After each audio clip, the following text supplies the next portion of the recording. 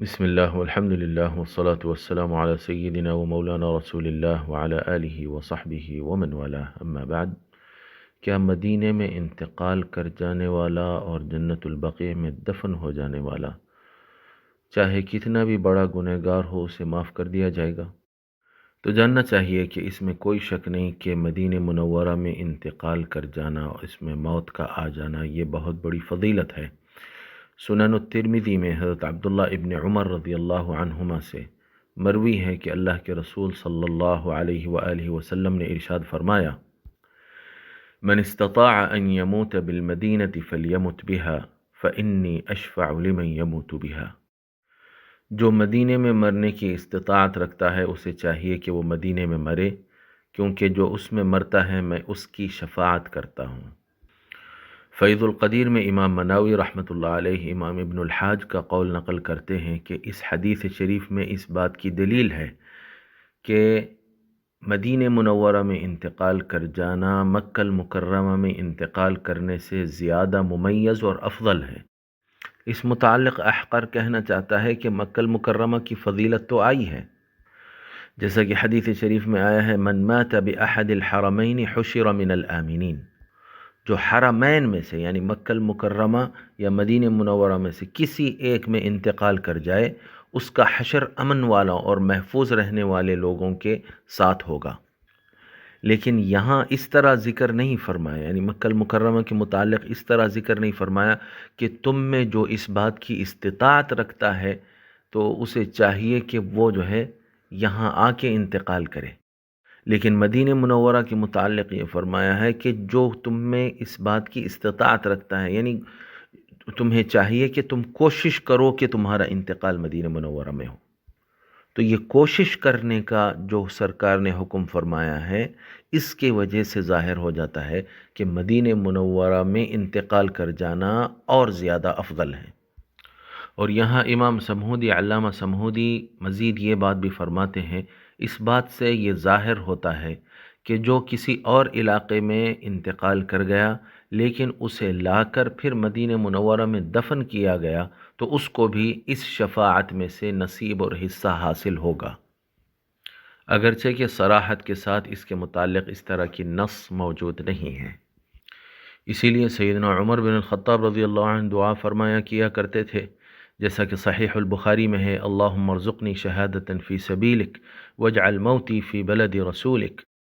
اے اللہ مجھے تیری راہ میں شہادت نصیب فرما اور میری موت کو تیرے رسول کے شہر میں واقع فرما۔ تو فضیلتیں تو اس طرح کی ثابت ہیں،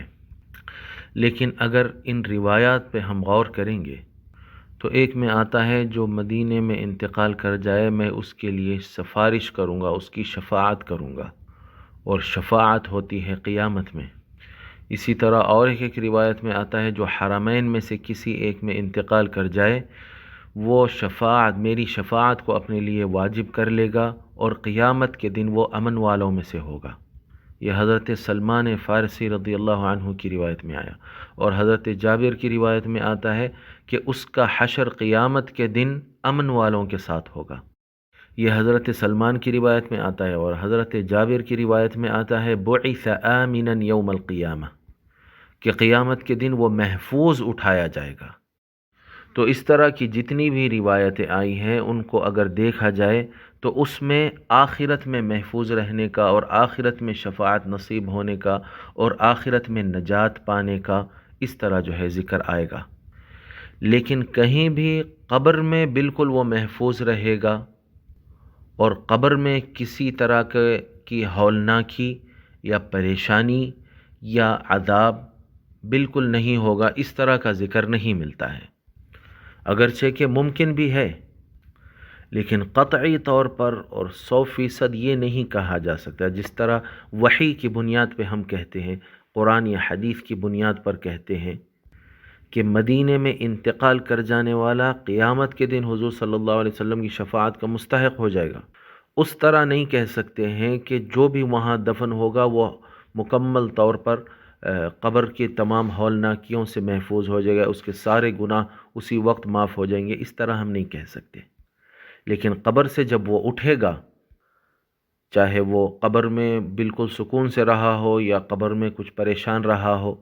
اس کے گناہوں کی وجہ سے اس کو کچھ سزا ہوئی ہو یا کچھ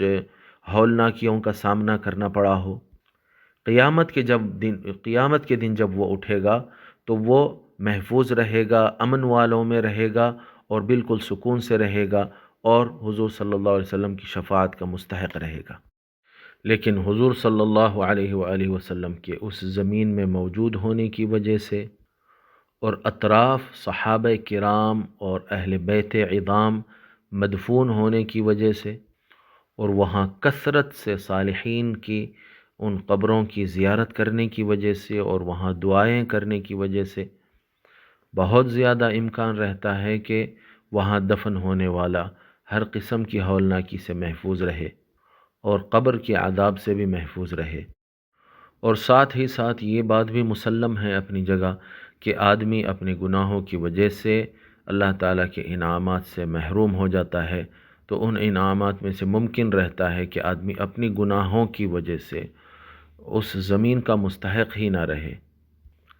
کتنے بڑے بڑے عہدے والے لوگوں کو ہم وہاں دیکھتے ہیں، اس ملک میں رہتے ہیں، وہاں کی شہری ہے اور بہت بڑے عہدوں پر فائز ہے، دینی عہدوں پر فائز ہے، لیکن اس کے باوجود انہیں مدینہ منورہ میں دفن ہونے کی وصیت کرنے کی توفیق نہیں ہوتی ہے اور وہ ان کو لے جا کے کہیں کسی بھی کھنڈرات کے جیسی جگہوں پر دفن کر دیا جاتا ہے، جو نہ وہاں نیک لوگ آتے ہیں زیارتوں کے لیے، نہ وہاں دعائیں زیادہ کی جاتی ہیں، نہ کچھ نہ کیا، ایسی جگہوں پر جو ہے انہیں دفنا دیا جاتا ہے اور انہیں توفیق بھی نہیں ہوتی ہے کہ ہم اس عہدے پہ ہیں تو کیوں نہ اس چیز پہ جو ہے ہم فائز ہو جائیں اور حضور صلی اللہ علیہ وسلم کی قرب اور جوار میں اور جنت البقیع میں وہاں دفن ہونے کی وصیت کر لیں، لیکن انہیں یہ توفیق نہیں ہوتی ہے۔ المدینة تنفی خبثها کما ینفی النار کیر الحدید، مدینہ اپنے اندر کی خرابی کو اسی طرح نکال دیتا ہے جس طرح آگ لوہے کے زنگ کو نکال دیتا ہے۔ تو زیادہ امکان یہی رہتا ہے کہ اللہ رب العزت ایسے گنہگاروں کو جس پہ وہ انتہائی غضبناک ہے اور اپنے رحمت کا انہیں مستحق نہیں جانتا ہے، ایسے لوگوں کو مدینہ منورہ میں وہ دفن ہی نہیں ہونے دیتا ہے، بلکہ زنگ کی طرح انہیں نکال کے باہر کر دیتا ہے۔ لیکن یہ نہیں کہا جا سکتا ہے کہ جو بھی وہاں انتقال کر جائے، وہاں کی زمین میں دفن ہو جائے، وہ مکمل طور پر عذاب قبر سے بھی محفوظ ہو جائے گا 100%، اس طرح نہیں کہا جا سکتا ہے، اگرچہ کہ امکان رہتا ہے۔